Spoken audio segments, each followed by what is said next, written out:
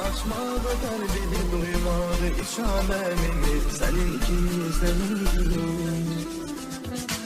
Her kan dile da sevgi duymaz, her eşkle gönül şad olmaz. Her öten hatırda kalmaz, senle geçen her anın unutulmaz, unutulmaz.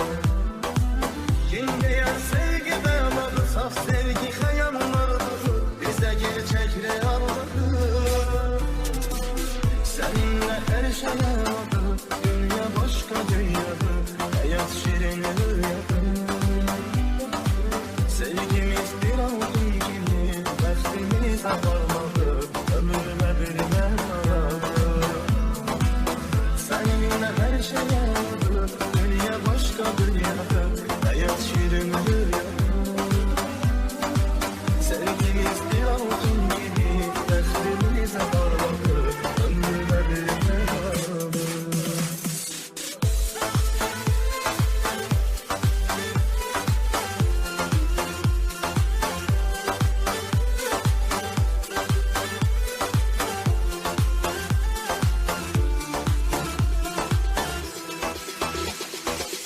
Şirinim şekerim balım, bakışları helalım, senle hoştur ehvalım. Kalbin eşke sevgi varsa, hayatın ne zevki varsa, senle seninle ağlarım.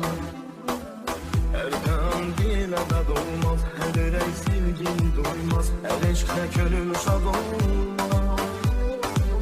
Her öten hatırda kalmaz, senle geçen her anın unutulmaz, unutulmaz.